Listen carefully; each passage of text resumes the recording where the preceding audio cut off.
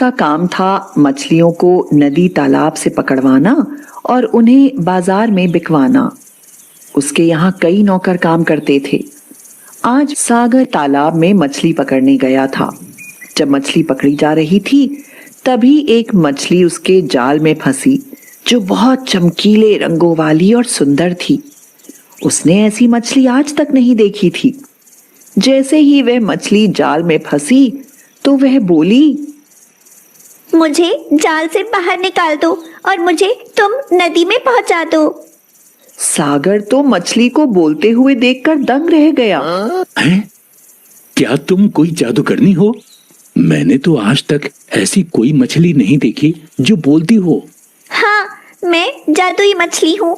मैं एक मायावी तांत्रिक के जादू से मछली बनी हुई हूँ। मैं जल परियों की रानी हूँ। मुझे इस तालाब में मछली बनाकर कैद किया है।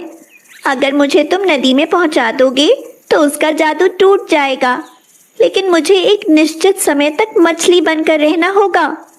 तो मुझे अपने साथ ले चलो, वहां मुझे अपने साथ रखना। मैं जब कहूँ तो मुझे नदी में या समुद्र में छोड़ देना। सागर ने इधर उधर देखा तो उसे एक मटका दिखाई दिया। उसने घड़े में पानी भरा और उस मछली को उस पानी में डाल दिया। वह मजे से पानी में तैरने लगी।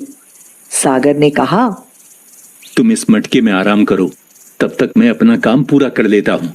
उसके बाद मैं तुम्हें अपने साथ ले चलूंगा। उसने मटके को झाड़ी में छिपा दिया।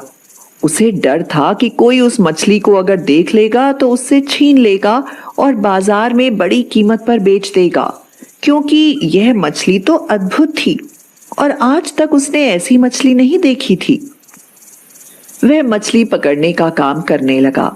दोपहर तक उसका काम पूरा हो गया। उसके बाद मछलियां बाजार में बिकने के लिए चली गई। सागर अपने घर की ओर चला गया और घड़े को अपने घर ले आया। सागर बहुत खुश था। उसे वह मछली बहुत अच्छी लग रही थी। मछली रानी, तू कितनी सुंदर है। अब तू कहीं मत जाना। उस मछली से तेज रंग की रोशनी फूट रही थी जिससे वह जगमगा रही थी। रात के समय तो वह और भी सुंदर लग रही थी। सागर उसे निहारता रहा और उसके बाद वह सो गया। आधी रात को वह झटके से जागा और उठ बैठा। उसे कोई आवाज सुनाई दे रही थी। उसने इधर उधर देखा तो उसे कोई दिखाई नहीं दिया। सागर डर गया। वह जोर से बोला, कौन है? मुझे इस मटके से निकालो, मेरा दम घुट रहा है। मुझे इस मटके से निकालो। यह बात